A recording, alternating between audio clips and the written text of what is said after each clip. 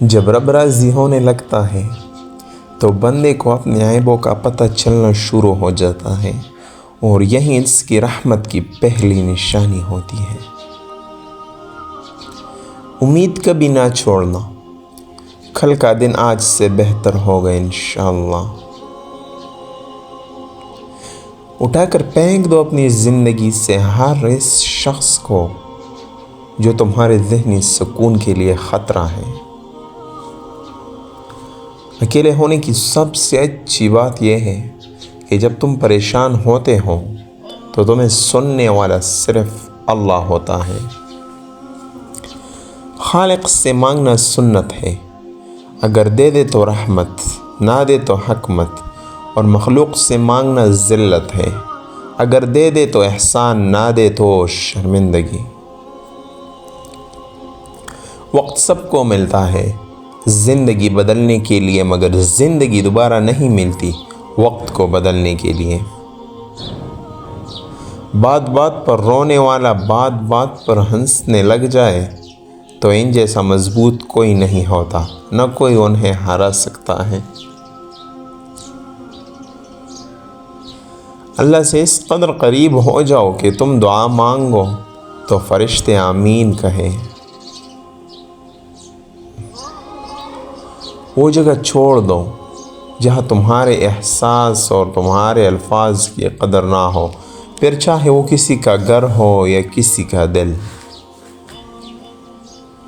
دل جس بات پہ ضد کرتا ہے اللہ اسی بات پہ آزماتا ہے۔ وقت اچھا ہو یا برا گزر ہی جاتا ہے، مگر باتیں اور لوگ ہمیشہ یاد رہتے ہیں۔ اگر کسی کی تکلیف دیکھ کر تمہیں تکلیف ہونے لگے تو سمجھ لینا تم اللہ کے بنائے ہوئے بہترین انسان ہو۔ منہ میں زبان تو سبھی رکھتے ہیں، مگر کمال وہ کرتے ہیں جو اسے سنبھال کر رکھتے ہیں۔ جو دو گے وہی لوٹ کر آئے گا، چاہے وہ عزت ہے یا دھوکہ۔ صبر کرنا اور قدر کرنا نصیب والوں کے حصے میں آتا ہے۔ ایک انتقال کے بعد زمین تمہاری ہو جاتی ہے، اور ایک انتقال کے بعد تم زمین کے ہو جاتے ہو۔ اس لیے زمین کے اوپر رہ کر اس کی قدر کرو، ورنہ وہ تم سے سخت حساب لے گی۔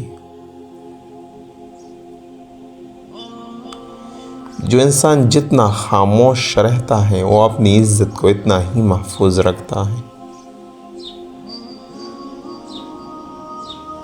میں ایسے رشتوں کو نہیں مانتا جو دکھ درد میں سہارا دینے کے لیے تو غائب ہو، مگر تانے دینے کے لیے حاضر ہو جائیں۔ کبھی کبھی تکلیف ایسی ہوتی ہے کہ اللہ کے علاوہ کسی سے بات کرنے کو دل نہیں کرتا۔ منزل پر پہنچنا ہو تو کانٹوں سے کبھی مت گھبرانا، کیونکہ کانٹے قدموں کی رفتار بڑھا دیتے ہیں۔